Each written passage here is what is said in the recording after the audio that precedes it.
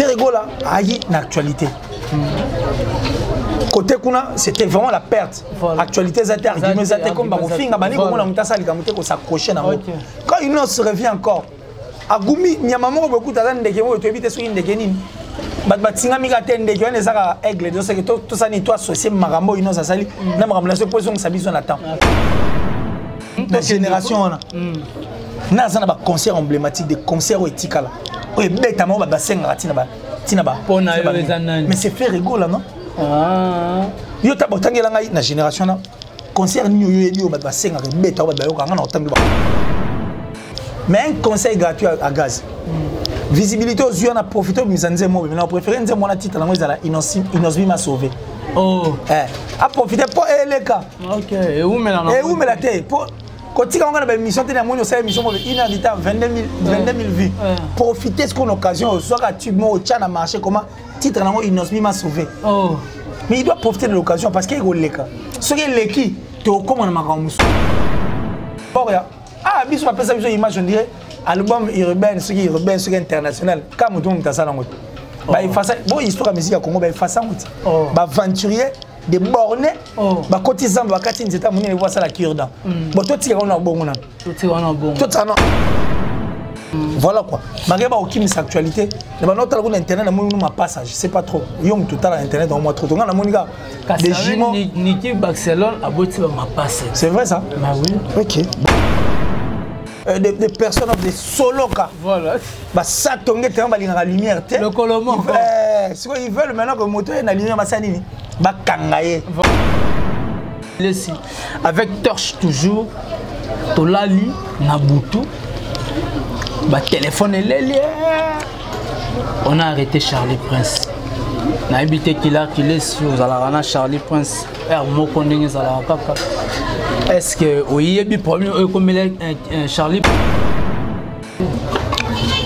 bon gaz, moi je français, je anglais, na Swahili. Oh. Kabeza question. Non mais c'est, je crois que c'est faux, archi faux. Parce que moi je l'ai toujours dit. La République démocratique du Congo, nous avons qu'un seul artiste musicien de renom. Vous comprenez? Oyo, Azara n'a porte-parole, c'est Inosbi. Toyebi c'est que voulait gaze. Il est perdu dans la nature. OK. Auto-chatub mon a marché, n'a habité sur Bayokiam. Et Zate. Voilà. Et il a compris qu'à Zate. Bandeko ka wana ka ba page wana bandeko ba sangana ba ki ko sala ba recherche na bango. Au lieu ba bimisa bato baza la génération. Il y a une autre par rapport à Nenga Lobelaki. Ils sont partis chercher ba Youssundou, ba Jelly Kidjo. Mais quand Baké Mini s'appelle liste, l'artiste est retrouvé payé Gounati. Oh, Azadite. Azadite, Anassé. Ah, ok. Par rapport à sa génération, entre nous, soit dit, nous tous nous savions qu'il y a RDCA. Tant que numéro 1 à stream, par rapport à ma featuring aussi, au français, contribuer moins trop. Et beaucoup de featuring, il y a bateau qui s'arrête. Après, c'est Inos. Parce que généralité, Inos a ça, stream, ça rappelle, oh, ça lié, et puis 2, c'est Inos. Et dans la République démocratique du Congo, s'il y a des artistes musiciens vrais, sincères envers eux et vrais envers la réalité, s'il y en a, Inosbi il fait partie. Il a toujours été sincère envers lui et puis Adaka réaliste. Et tant qu'il y a Yaka, Paul Balikamnae, Aliganasima Bajute, il le fait seul.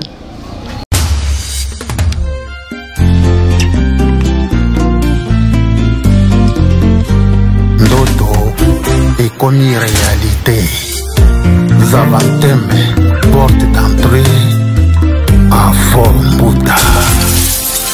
Voyage même Makinga, Mosika na Genève, Mama. Mokolo yango, fule bandaki konoka, poe benisa bukutani yanga na yo.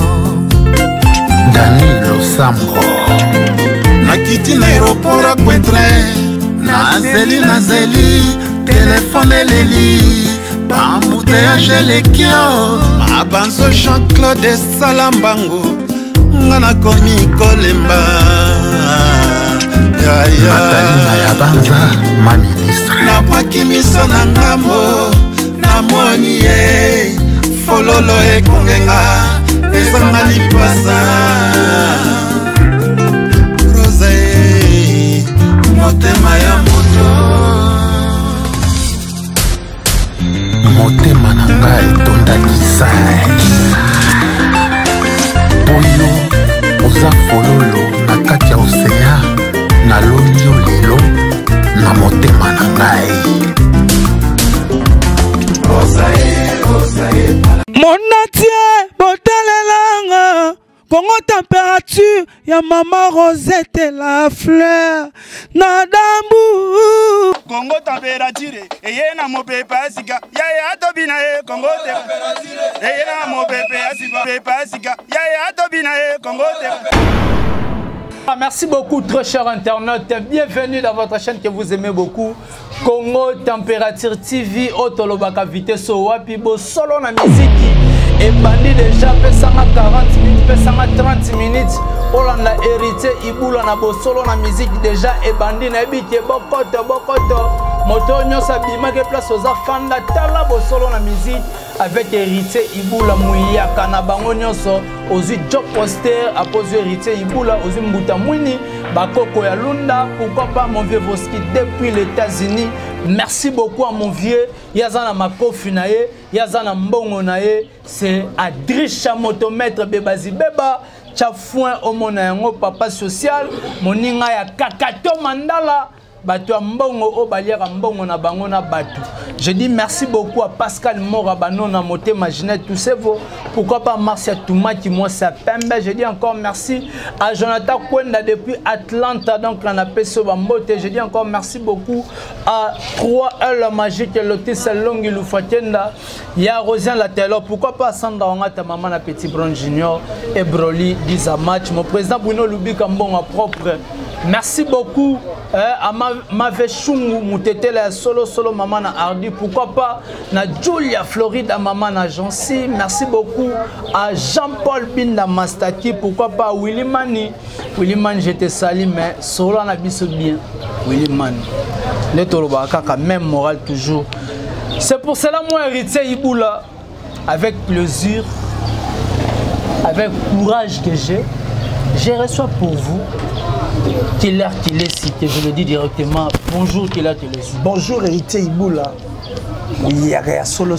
Voilà. C'est-à-dire, moto a changé peu. M'a donné en fait comme Nengezaïla avant. Voilà. Tu as vraiment changé de données. Merci Naba tout. Au Balinra Congo Température Télévision. Merci Naba abonné tout à Congo Température. Surtout bateau va passer confiance. Et du bateau qui est s'abonner maintenant sur Killer TV qui est aussi l'une des chaînes. Pour nous accompagner ma compagnie comme musique mais quand on est opération torche toujours parce que mon kili mon mesa d'accord on a donc torche c'est comme les lois na papier papier confort donc merci à toi donc la torche en tout cas on a nous allons partout tu n'as pas fait on a torche donc torche c'est comme ami nanga de tous les jours enfin que tu as la lumière et pas même mollir les alliés déjà merci en tout cas merci infiniment surtout à notre vieux de tous les temps c'est-à-dire on a allé on a Moninga Kakato Mandala c'est-à-dire Adrisha motomètre bebazi beba Tchafouin au monde yango au monde yango peko et je dis merci comme ça à mon papa Jolili Atala le patron je dirais bien parce que hier Bernard Jolili Atala de génération en génération forever c'est-à-dire le patron de Translation 7 donc tout bana pour sa traduction du canal à bango hein et pas il faut ça là moi ici quand ils sont vraiment fiable plus viable ils ont la Translation 7 avec papa Jolili Atala forever de génération en génération. Merci à mon vieux c'est-à-dire ambassade qui sous là motema Karine Ilanga moi sur na bane belé mais toujours en forme quoi donc c'est-à-dire Venabiso ambassade qui sous là motema Karine Ilanga. Merci à la plus suspecte en tout cas la plus discrète, Datichu, sponsor officiel de Killer TV. Et on dit encore merci à ma maman chérie, maman Julien Dimo Bissembi, mon vieux Gianni Sitachunga pour tout le monde de Suisse-Zélande. Merci infiniment la top modèle la plus sexy de son pays. Merci infiniment, merci en tout cas. Puis Jean-Paul Binga Mastaki, plus rapide que le vent, plus fort que toutes les vagues des océans, toujours plus beau. Ainsi que André Malou, Del Piero à venir. Prête, hein? Prête. Mais très silencieux. Voilà, merci beaucoup. Nabi Kebasi, tellement belle bakola, biso coach Emmanuel Kalonji, Bibi Choumou Motema Cédric Makela a outé ko fêter anniversaire né calamité a dit dimanche à les 4 en tout cas Bibi Choumou. Voilà, toi on est invité. Non, je t'ai pas invité mais il y a ça aux États-Unis quand même, Merci beaucoup na bandeko nyonso bakolanda biso ma Fanta Fofana, merci beaucoup à Toussaint Boumbali Soyi, on est toujours ensemble. Mon héritier Iboula, né na lobeka que notre Rosana Killer qui laisse bomoni vraiment na plateau. Otozana auto mec un peu ko beta ma solo par rapport Maramba Rolega na musique na biso Killer qui laisse avec Torche toujours Tolali na Butu. Ba téléphone les on a arrêté Charlie Prince. Na habité Killer qui laisse sur Zalarana Charlie Prince moko ndenge zala kaka. Est-ce que oui bi problème comme Charlie Prince parce que na mon niveau même na ba commentaire il y a un confrère na biso mo mega un peu ko ça la vie privée mutu ko ça la on peut analyse ko lo ba kangiye na ba commentaire to landé ba bi etikali Killer qui laisse. Etikali ngai. Ah etikali. Ba kanga ngai. Moi je vole pas. Voilà. Je ne le dis pas dans le contexte. Dans le contexte, il y a bateau parce que je comprends directement. Banani nde balaka na facilité ya recommander ngwana. Banani nde balingaka bakanga. Mais ils oublient bateau faut bakanga za bateau balaka na bango. Voilà. Moi je na escroquer moi si ya pototé. Nazora problème baso baza ba marié té. Mbonga bato na simba raté so ba pienga té surtout sur les ngaïté. Mais ce sont généralement des histoires que je n'aime pas. Ça dit c'est une perte de temps. Mais discréditer et ça la crédibilité mais hors la crédibilité que j'ai toujours accepté ma position. Le seul où on a la liste moi je suis très pauvre. Je n'ai rien, mais je suis seulement riche en esprit, milliardaire en esprit. Tellement que matière grise, tellement que je suis riche en esprit, ça fait peur parce qu'on a dévoilé, te démasqué, te exposé, te une torche pour mettre de la lumière. Et cette lumière commence à déranger. On a solo de personnes offrent. Des personnes des solo voilà bah ça tombe tellement la lumière le colomon ils veulent maintenant que moto ait la lumière basanini ba kangaye voilà or nga ba okanga te parce que na scandale ba biloko on a bino boko zeranga na la raté ba na bino nembala kuna na kati et puis ba miye bi poto yebani terro bien voilà donc déjà de ce côté là n'attendez pas nga ba kangaye et puis nga na moi la nzambe oh ça non moi la nzambe na moi la nzambe donc solo ça dit na loba ka vérité même na nga ndeti ne ba luka ba kangaye donc pour l'affaire de Charlie Prince, jusque là, on a eu la précision sur ce qui s'est passé réellement. J'aurais appris Bakangaki et à un moment, j'aurais même appris aussi que libéral, je ne sais pas donc, comment dirais-je, n'a aucune information en possession d'Angaï. Alors je ne veux pas parler vite en besogne. Il faut que j'ai en tout cas la source et ou soit je vais l'appeler. Soit dans la première fois, on a ceux qui réellement en détention. Je vais faire un tour, aller voir comment est-ce que Maramango est relié. Et puis, ceux qui ont eu l'information, j'assure, tu rien mais, ceux qui m'appellent, tout ça, le dossier belé la mouki. Oh, le dossier belé la mouki. Tu vois, le bateau va mêler, bateau va mouiller. Donc, on se retrouve. Dossier la mouki. Au bien raison, tout ça, non. Mais tout le monde, c'est là-bas, peine perdue. Oh! Et ça va, un système de colonisation, il y a ça pas de Zambé. Ah, t'as sangane belé. Est-ce que vous avez jamais. Ok, merci beaucoup. Tout ça, on a qu'il est si auto sur la musique, si votre côté vraiment la musique. Yo muto lugaka, oko takana ba vie privée bat. Yo muto zora n'aura temps. Et Talia, qu'il est si parlons un peu de Inonsbi par rapport à Baudio ou Ebimati, Voice, je pourrais dire que non, Inonsbi a été piégé par Moutou par rapport à Audio, on a pu spéculer Ebimati. Non, mais je crois que c'est faux, archi faux. Parce que moi, je l'ai toujours dit. la République démocratique du Congo, nous avons qu'un seul artiste musicien de renom. Vous comprenez? Oyo, la porte-parole, c'est Inosbi. Et dans la République démocratique du Congo, s'il y a des artistes musiciens vrais, sincères envers eux et vrais envers la réalité, s'il y en a, Inosbi il fait partie. Il a toujours été sincère envers lui et puis réaliste. Et tant qu'il y a Yaka, Paul Balikamnae, il le fait seul. Ça, ce n'était pas un voice. C'était un message qu'Inosbi avait envoyé et cela était 4 jours avant la sortie. Il y a Tubnaye même.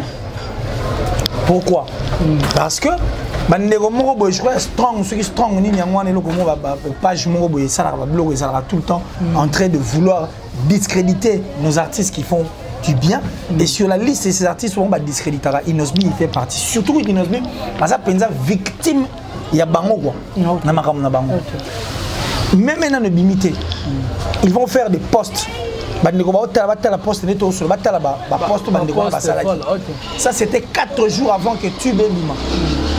Tube n'a le limité 4 jours avant, mais Bilo Bokobi déjà qu'on critiquait. Ils sont partis plus loin envers l'artiste pour la contre-campagne, enfin que avec Inosbi, tant après Sarabosa déjà et c'est tout le monde qui saute. Tu comprends? Voilà. Alors, mais Inosbi est humain. Le roi a hypocrite, comme il a toujours été vrai, sincère envers lui. Il n'a pas voulu passer derrière le dos de la queer. Il est venu directement pour Ndegwana. Et puis, il était conscient. Il savait ce qu'il était en train de dire. Ah bon? Alors, il les a fait voir. Parce que tellement qu'ils avaient envers eux. Il a cette énergie pour que Makambo est lié. Et pourtant, il y a temps, il fallait arrêter. Il y a les cas déjà temps. Donc, c'est pratiquement impossible dans la minute où on va arrêter Inosbi parce qu'ils ont volé déjà plus haut. Il vous a seulement demandé, au lieu de ça énergie na bino pour na kokota makambo na ngai oyo ezo aboutir nango pour na bino ne l'autre côté pour zoka énergie on a donner ça à tous ces artistes qui sont en perte de vitesse qui sont en perte de visibilité ces artistes au bazo kufa au fait artistiquement parlant qui bon mototé toi artiste bino bo estime que yenda za makasi bozo énergie on a bo pesa bango chose qui est très logique et claire donc ça dit ko pesa yango na bateau au bazar perdu au fait enfin que basanini c'est là parce que hier tant on est ça les cas voilà et par contre tant à sali makambo tant atinda il savait ayeba jango yemo que na sali yango ça te chose ayi piégé il n'est pas hypocrite il a toujours été vrai envers lui sincère envers lui et quand il dit makambo nae il n'a jamais eu peur lui c'est un américain moi je l'aime parce que c'est un américain il a le sang américain les américains n'ont pas besoin de passer par derrière Paul Banamutu ah bon il n'est pas hypocrite lui ne crée pas une presse à créer batune moko ya futaka batuma basana uniquement pour détruire batum sous au nom na yo comme si yo makambo e bien côté poto yebi et puis basa commandité par yo makambo balobaka oh yo tindaka voilà un américain parce que les américains ne passent pas derrière le Jean-Paul Banolikam et puis il en a besoin de porter-parole voilà yo mon ante makambo moi ça responsable moi assume Inosbi sait faire la différence entre la peur et le respect. Comment le bapé makasi Inos alors baraté lobby soit bimi sorti médiatique ne zaraïa au peut ça makamné ce que ça qu'il faut répondre il vient il répond où est le mal voilà merci beaucoup où est le mal Inos bien auté ko lobela biso ama ba stream mais to moni que yaza numéro 1 ateka ka fort na streaming mais to moni liste bimi Inos bien zaté bon héritier Iboula quand Inos parle il faut avoir une tête au fait aussi pour bien comprendre. Inos ça va tellement très réfléchi, il y a au moins ça va mal compris. Voilà. Alors Wangaï. Oh alors Wangaï. C'est-à-dire, je suis un éternel incompris, mais l'éternel me comprendra. C'est-à-dire, quand Inos parle, il faut chalito pour comprendre. Et puis il faut mon métaphore, la forme, où il y a utilisé rapport le bilamakamnaï. Voilà. Pour ça un peu plus réfléchi. Mais sur autre mécanicité, au risque au canisana nengenao. Aussi longtemps le quand il disait qu'il est numéro 1, lui parle plus de sa génération. Ou soit Azana liste bato bateka. Il a parlé par rapport à sa génération. Entre nous soit dit nous tous nous savions que la RDC a tant que numéro 1 à stream, par rapport à ma featuring aussi, au français, contribuer moins trop, et beaucoup de featuring, et bateau qui sera. Après, c'est Inos. Parce que généralité, Inos a ça, stream, ça rappelle, oh, ça lié, et puis 2, c'est Inos. Mais quand il dit que ça, à tel caca, toi, ça va stream à tel caca, numéro 1, soit à parmi le numéro 1, tout bateau va chapeauter la liste, bateau va streamera. Il est dit en fonction de la génération. Et effectivement, sauf qu'il y a une génération, tu vas retrouver que Sidiki débattait, sauf qu'il y a un innocent, à soit la deuxième position, la troisième. Ce qui est purement logique. Mais tant que la liste, bateau va streamera ma casse. Bandeko ka wana ka ba page wana bandeko basangana ka ba ki ko sala ba recherche na bango au lieu babimisa bato baza la génération par rapport à Nenga Lobelaki ils sont partis chercher ba Youssou ba Jeli Kidjo mais quand ba Kemini s'appelle liste yana bo l'artiste est retrouvé payé kunati oh azadite anase ok surtout le banita l'artiste baza animaux est-ce que le bango pour la génération et pour la batunios ok vous comprenez c'est qu'il faut toujours réfléchir avant d'agir et regarder les choses du bon côté minutieusement parce qu'écouter c'est un art quand on écoute bien on sait dire ce qui est vrai et puis on sait faire avec moi je crois que Inos quand il parle il faut toujours être très attentif pour nous et puis comprendre mais par rapport à Bastroum on est héritier watana bitote Rolanda bike batte batricharanango donc est-ce que ça rappelle vrai si on triche avec il y a seuls les alliés à l'Okuta Pesali. Au moins, même à côté trophée dans le baron que les uns trophées monsieur c'est vrai. Les trophées 2020 il y a BT Award. Ceux qui n'ont pas qui ont contesté dans Nazareth. Parce que ils ont tout tomato va mettre américain.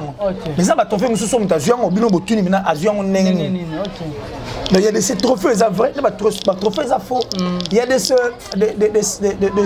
ces stream on soit ça on va comprendre que nous à ça on pense ça nous sous peser à ressomme voilà ça c'est question il y a éclairer à lanterne pour na bandeko total ko batala biso pour période numéro banga va faire avaler biso une musique il y a Régine ba vie banine on ne dit pas que toutes les vues sont fausses non mais tant que non c'est qu'on démystifier ma vue et qu'il y a qui côté ba vue ba kon banine ba qui côté ba vite et comme un stream toi à côté stream ba qui mais comme le romsus on comprend c'est comme ça que les gens font quand on découvre leur bamba au salle et que tout soit salon bien bah le moins va ça moi je crois qu'il y a des streams au batega pour ça ma business oh ya côté ya resombe zali oh ya resombe peut-être ça ça on peut pas contester mais le va sombe ranete ils ont talent la chose qui vit de la personne donc yango mo ino saemba auto soit na talent auto le batala kaka monoko voilà merci beaucoup ba bien place on est en place marameko mara elengi ba marameko mara elengi to ningisa bango to ningisa bango te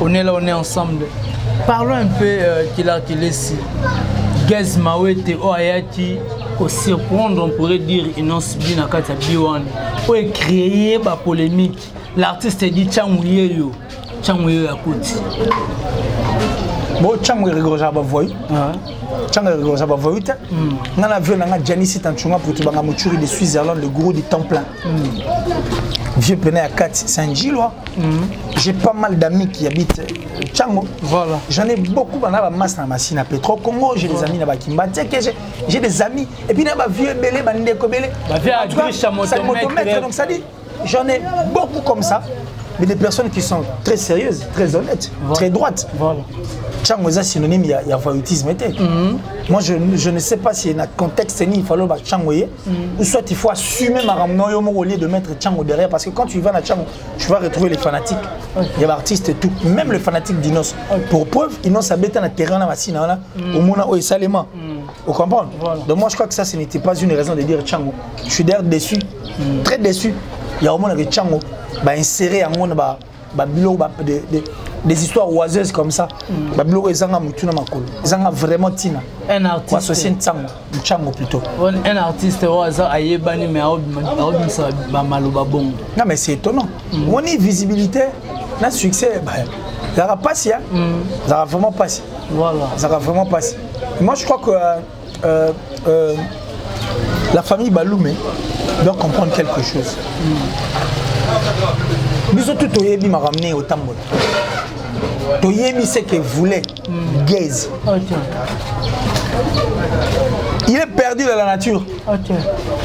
auto chat tout le monde a marché na habité sur Bayoki exacté voilà et il a compris qu'azate et puisque Kalamingité il y a eu un problème de famille de l'artiste sur internet les a événements les a actualité voilà. Alors pour effacer en fait d'abord il faut comprendre que Ferrigo la simbi actualité pour ma casse pendant beaucoup de temps vous comprenez en dehors d'Inosbi parce qu'il Inosbi aussi c'est d'ailleurs lui qui garde la mallette. Mallette venait à ma bourgogne. Ma cambo venait à chez. Ferrigo là, aïe, une actualité. Côté Kuna, c'était vraiment la perte. Actualité, ça a comme Bamofing, on a s'accrocher. Quand une autre se revient encore, Agumi, Nyamamo, beaucoup d'Adam, tu habites sur une dégaine. Batinga migatende qui on ezaka aigle donc c'est que tout ça ni toi associé marambo ino ça sali na marambo la position ça biso na temps tant marambo famille et tu es sous confusion totale ils ont regardé de gauche à droite qu'est-ce qu'on pouvait faire pour détourner l'attention des gens et puis qu'on détourne l'attention à Batou na marambo est à l'actualité aussi salir l'artiste Inosbi pour Inosbi tout le monde sait que c'est un ambassadeur vrai. Il n'a pas de karma, il a un cœur vrai. Et en lui, à sa sincérité, moi, et quand il fait ses projets et quand il fait sa musique, ce n'est pas pour se vendre lui-même, mais c'est plutôt pour emmener tout le monde. C'est-à-dire pour lui, le souci, c'est que la culture, la musique, soit grande partie, ça et qu'il est musique. À ça, la marampo, il ne fait jamais de choses pour battre ses propres corps, mais il le fait pour l'intérêt de la musique. Connaissant tout cela, et puis le roi qui est Balingara, Inos. Alors qu'est-ce qu'ils veulent eux? C'est salir innocent. Alors pour salir innocent, qu'est-ce qu'il faudra faire? Il faut battre qu'un côté négatif, il y a innocent. Et les côtés négatifs pour la maman, Balaksanini innocent comme autant. Comment est-ce qu'il est devenu orgueilleux? Comment est-ce qu'il est devenu bavard? Et on va comment ma voice, et tout cela en complicité avec la presse. Mais quand les journalistes viennent s'associer à Marambo Wana, c'est-à-dire, vous êtes pour, vous savez ce que vous êtes en train de faire. Ça, c'est pour détourner l'attention à Batou. Balonga en actualité et ça awa ba côté en actualité et puis va permettre que artiste Gaz soit visibilité. Mais un conseil gratuit à Gaz. Visibilité aux yeux on a profité de misanze mo mais on préfère nze mon titre na la Inosbi m'a sauvé. Oh. A profiter pour les cas. OK. Et où mais la tête pour quand tu as une émission, tu as une émission de 1 heure de temps, 22 000 vues. Profitez de cette occasion, soit que tu as marché, comment titre Inosbi m'a sauvé. Mais il doit profiter de l'occasion parce qu'il y a des cas. Ce qui est l'équipe, la musique est zéro. Donc ça c'est pour vendre mal l'image de cette grande famille Baloumé. Ces personnes qui font la fierté de notre musique, ces personnes qui vendent en bien l'image de notre musique et de notre culture. Donc moi je crois que Waneza a raison, mais je demanderai aussi la famille Baloumé s'il y a lieu, bah arrêter la émission et puis il faut attendre la place, il faut pas gagner la place. Oh mais ça vaut la peine, sauf que toi balingi binoté. OK. Sauf balingi binoté. Bolinga peta. Et Aza corrompu. Non mais sauf balingi binoté. N'aimez pas cette mallette que vous avez. Inosbi c'est un bagage en nzembo moko ya na nzembo ni best. Il a souffert. Et maintenant que c'est tout le monde qui veulent mettre leurs mains dans la mallette, mais ne les autorisez pas, ne les permettez pas, empêchez leur bas comme la mallette Nabino. Mais les gens disent que non, Inosbi a balinga la tête. Bon gaz moi tu as français, a anglais, na swahili. Oh. Kabeza question. Eza question. Bah joueur coup va défendre l'équipe nationale et belé baby anglais. Il y en a eu plein comme ça bah il y a anglais. Avec anglais malati maire de ça obeta balé. Et puis obeta 4 passes ba chaba bisiko to longolé po ayebolo ba lingala te. Et on a tunique tuninga gaz albige. C'est lui qui a dit que Inos ayebolo ba ayebolo lingala te. Gaz ayebolo anglais na swahili. Mais c'est simple. Équation. Mais c'est simple. Yo so bilango yo ebolo ba chilu bate. Bon, yo ebolo ba lingala. C'est vice versa non? N'habite sur la Roloba Mabé. On va tenir un langage tu n'as parce que kin yabana kin bako sakate. Sur Léopard est à Congo. Joueur on a défendre RDC. Na biso kalobaka anglais. Bon. A obeta ba les bien 4 passes va tu vas gagner le match. Parce que toi le monde là. Arrêtez, ça sont des sottises. Voilà, ça ce sont des sottises. Pour la visibilité, ça passe. N'a comprendre après et y a n'a comprendre pas ni bateau va perdre même visibilité. Et comme quand biso sur le comme quoi bon bailler. Bailler maman, comprendre. Si on pas discréditer biso to comme némo, on soula la baba. Et là les hommes bon maman. Mon est beau répéter hein. Bah répéter la perte de vitesse. Donc voilà. Claire tu laisses les gens disent que non ils n'ont subi. À Betara vraiment va concerter. La plupart des Arabes festival. Bon festival les allo comme que. Auto beta festival à Star Boys en France au monde ngomi. Oebi combien de contacts na makamuni combien de personnes et puis combien d'horizons oya fongola na festival. Le festival est comme mabe pour une ça comme beta ngo ya vrai. O ba tiki la geta 5 à 5 minutes té. Ba considérer que ba bengue pena comme étant un artiste congolais. Avec représenter et puis nous du Congo na festival. Voilà. Parce que le festival est comme mabe. Quand c'était les autres artistes, c'est qu'on va mettre un festival. Artiste qui n'a pas festival, il fait des millions de vues à Zaboy. Parce que le roi festival, il a millions de vues comme il a annoncé, comme il a le Kouta. Et comme il faut les assurer la valeur, il faut qu'il y ait un concert. Mais il a ça des concerts. Voilà. En dehors des festivals, il fait des concerts. Bon, tout ça, on a un concert si on saute le banc. La génération, on a un concert emblématique, des concerts éthiques. Oui, bêtement, on va bassin mais c'est fait rigoler, non? Ah. Yo ta botangela ngai na génération na concert ni yo yebi o ba senga ke beta ba yo kanga na otangi ba concert à faire. Concert il y a Grand Hôtel. Concert chez Temba. Na tanga comme artiste était. Yo tanga comme artiste était. Mais est-ce qu'on a tanga le concert à faire? Yo tanga siko. Faire beta concert à l'Ipanda. Ti lelo na ba fête so ba changa beta. Et puis bah c'est acoustique avec Olivier Chimang. Maman acoustique. Vous comprenez? Voilà. Et puis en dehors de ça, le concert de Zénith de Ferrigol. Voilà. Sidi Kosigi Koko. Bah c'est voilà. C'est déjà 3 concerts. Okay. Et puis il y a un concert comme ça à Bandal. Des concerts qui sont restés. Concert Bandal va présenter Chiquito. Concert au Bisoto, concert concert de Bisoto Kala Kofi Olomide avec le Zénith, l'Olympia, Bercy Paris. De Bisoto concert à Jimem Piana Zénith. Nettoyer ba King Kessan de papa et nettoyer ba Weranson. Voilà. Faire la pana liste na ba concert. On a surtout qu'il y a la logique à ba concert. Neto le ba. Ba concert historique. Même les concerts historiques. Voilà. Surtout qu'il y a un belé ba na ngota. OK. Kas. Parce que pas ni photo de kana. Parce que tozo na igra qui carré. Yema beta bina. Voilà. Ba te belé ba se perdre. Donc on est dans c'est un faux débat. Tout ça pourquoi? Parce que mon ligne a commis qu'on excellait place on a collé. Vous étiez là, vous n'avez pas excellé. Voilà. Mais lui est là, il excelle, il vole.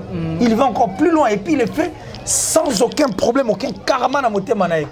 Au sommet de ma mère qui dit est-ce qu'on est là, tout va baluquer au festival au thé, t'es bien. Et vous êtes bien. Eh bien, vous êtes bien, t'es bien. Mais son artiste est l'heure de ça la pause musicale. Suite sur Makamunaim, est-ce que les Arabes rapport à dynastie na harmonie Zakoya? Ne ozonge bouleversé par donner dans le monde musical tonné. Il y a on a vérifié. Parce que la ligne on a qui n'a vérifié. Non ya. Oh, tout ça na biso caméra ça na ngo micro ça na ngana ça na ngai. Yo posa na yo. Oh, vérifier. O bless mo mebi nga sala. Tu kana kinda mo ko fuye ko fa fuye tina sese ko na samai. Voilà. Oui bah artiste nga ça la pose avec la torche il faut aller chercher. Là où il a l'obscurité donc il faut aller chercher. Na lukala mona. La lumière. OK. Tu es ba kati ndenge zala. Voilà. Merci beaucoup. On dit que Fally avait dit qu'il a une vision de la musique de la musique. Bon, moi, c'est. Je sais pas, parce que tu m'as posé cette question. Quand on parle de vision, je sais pas, les gens font allusion à quoi. Mais moi, j'ai suivi multiples interventions de l'artiste. Okay. Même dans le documentaire, même dans l'émission avec des journalistes. Alors lui-même dans ses rêves le plus fous, Andima Teke Marambo et Oya Oyekomela. Ok. Il y a un homme de musique qui est un artiste moi, Banda, là, ça a succès moi. N'habite son gars, il y a Kanis Mabi. Ok. Parce que quelqu'un qui a une vision, déjà tant il faut vision ça. Ok. Et bah j'ai dans sa bonne ça la boebu. La vision est venue après. Tout vision ça y kala. Voilà. Pour ceux qui vision déjà vision kala. Alors l'artiste a dit, même dans ses rêves le plus fous. Vous comprenez? À imaginer que Mambo est comme elle est le Gokum. Ok.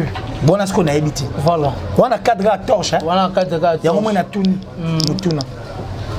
Ok, merci beaucoup. Donc, on a habité tu l'as si bandeko bazu vraiment tant à Rolanda Bisso vraiment makasi mais si parlons un peu dynastie na harmonie aux Zakoya est-ce que fait rigola à repérer sa Bisso dynastie na harmonie au même moment ou bien à ko bandela à bandana na moko à ko moko tozeli bon par rapport aux hommes la makambo.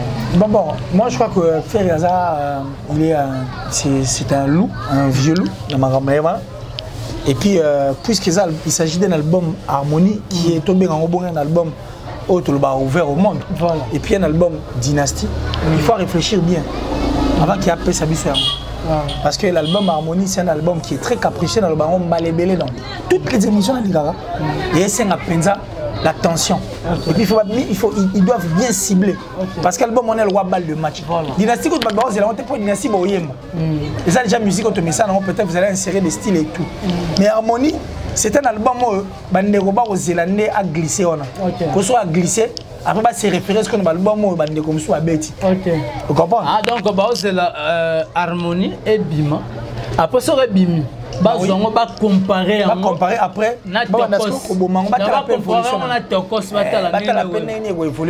Par rapport à la collaboration. Non, par rapport d'abord à ah, bis on appelle ça image on dirait album urbain, ce qui est urbain, ce qui est international. Comme tout le monde a ça dans l'autre. Bah il fait ça. Bon histoire musique à Congo, bah il fait ça. Bah aventurier.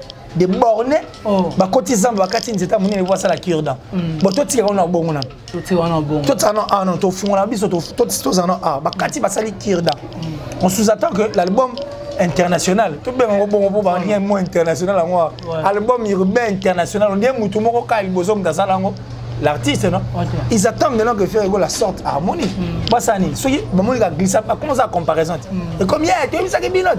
Biso Koutou, oh Nini 4-8, oh 2-8, oh 4K, oh. C'est ce qu'ils attendent. C'est pourquoi moi j'ai dit dans l'artiste fait rigoler les plus bateaux bazo constituer cette équipe. Ils doivent regarder les choses du bon côté, savoir que sur le terrain, la concurrence, on a coûté ils ont le opinion. Alors ils doivent réfléchir avant de sortir cet album. Il faut bimayer ça la makambo badba ozélé ça. Voilà quoi. Malgré ba aucune actualité, le notre album internet na passage, je sais pas trop. Yom tout à l'internet on moi trop on a monika des jumeaux Niki Barcelone a boti ma passe. C'est vrai ça? Bah oui. OK. Bon, bref, on a ce qu'on a ma vie privée. Yo vie privée de côté. Il y a beaucoup de temps on le bango te. Et ma boko no pembe. Tiens non. Na za mingi ma église kaso na moi botenga mi église à côté église de côté. À côté. Mais ezaki makamanda kwa mutu tete. Da somo ba braconnier mais ba côté pour. Ne wana na imba côté ande ko simate na côté. Tombora ma. Imagine attends na mo chat monitor. Tina moi na mo chat j'ai peur. Oh. Genre bateau wana. Bon, l'acheter à Nîmes. C'est quand tu ne veux pas assumer. Voilà. Mais nous, on a assumé qu'on est derrière la culture. Ok. Parce que nous, on réfléchit ce qu'on réfléchit, ce qu'on est. Non, moi, je suis là. Tu as côté. Nous, ce qu'on a comme même bonjour, sur le pied, il faut la demander. Est-ce que moi, Ezali, pourquoi bien appeler bonjour na boutoua? Voilà, merci beaucoup. Tu as remis vraiment la sous-émission. Remerciement et puis la numéro contact. En tout cas, merci beaucoup, Héritier Iboula. Blaise Moma, merci à Bibi. Ma maman chérie, ça dit non. Non, pousse à non, qui est malin, bête. Ah, ok. Moi, je commence à voir par ma mère, ma maman chérie. Ça dit, Bibi de moi, Bibi de mon cœur. Après, non, pour Mikolo, Mouton, ça m'a créé beaucoup de gars à la terre. Voilà. Non, ça dit. Dans les vacances, il faut pas aller à Macayabou. Bon, il y a le beau Bibi et ça, là, bien en tout cas. Et merci comme ça à Diem, mon frère de tout le temps. Et je dis à mon papa chéri Joe Lili Atala, le patron de Translation 7, Joe Lili Atala, de génération en génération, forever, le patron de Translation 7, tout a pour sa traduction du canal à Bango, seul endroit, ils ont la Translation 7. Chez papa Joe Lili Atala, qui a donné un placement fiable, plus viable. Merci beaucoup à la plus suspecte, la plus discrète, Narata François Datichou. En tout cas, Datichou, merci infiniment. La sponsor officielle de cette grande chaîne Killer TV. Merci à mon vieux Janice Tachunga pour tout Bangamochuri de Suisse-Irlande, le gourou du temple. Ma maman chérie, maman Julienne Diebo Bissem depuis les États-Unis. Merci maman. Merci à André Malou Del Piero à venir. L'amour en chair et en os. Merci infiniment mon frère. Continue toujours de faire ce que tu fais pour Ils ont pesa penza makambo. Joël Ntsumbu, hein, c'est-à-dire un homme jeune mais na motema ba papa quoi. Merci à toi, merci à Jean-Paul Binda Mastaki, plus rapide que le vent, plus fort que toutes les vagues des océans. Toujours plus beau Jean-Paul Binda Mastaki. Merci infiniment. Merci à Fabrice Emmanuel Kalonji. Merci à Westriga. Merci à Maman Mavé Choum, qui était la solo. Maman Odette. En tout cas, merci. Merci infiniment. La top modèle, la plus sexy, la plus belle de sa ville. Merci à toi également. Bah, tout Balingara Killer qui est ici. Papier et confort. Adamo Bolingi. Voilà. La torche, opération torche. Alors, torche partout, il y a qui ça la biso bien. La sorcellerie n'est pas un travail d'équipe. Voilà. Si tu es sorcier, reste sorcier seul. Pour moi, voilà. Mais le roi, il est très bien. Mais il est très très bien. Et il est très très très bien. Mais Kalaté, le plus 243 89 526 54 54 plus 243 89 526 54 54 à la guerre comme à la guerre. À la guerre comme à la guerre. Jamais. Jamais.